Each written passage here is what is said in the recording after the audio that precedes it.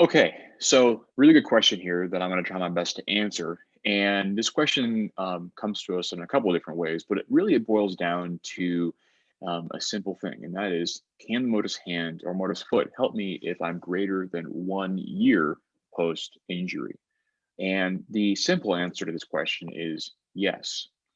And I'll expand upon that momentarily. But this is a fundamental thing that I should mention, and that is that despite what you might have been told in the past, there is a sort of the literature is replete with examples of individuals recovering, improving their function many years post injury.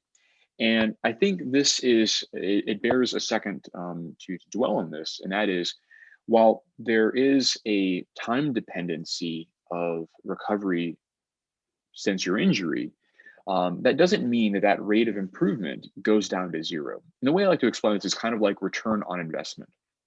So early after neurologic injury, there may be what's called a receptive window, or in the case of acquired brain injuries, there's kind of this golden hour or golden period where the rate of improvement can be larger than that experience later on.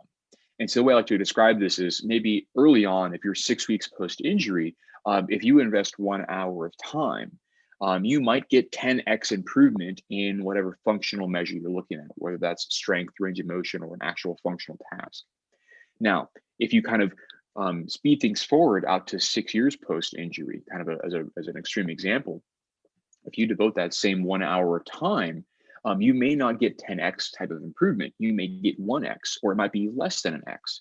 But that doesn't go to zero in terms of the rate of improvement. So there is some time dependency there in the chronicity of your injury, but you can always still make improvements in terms of learning new skills and trying to refine those skills.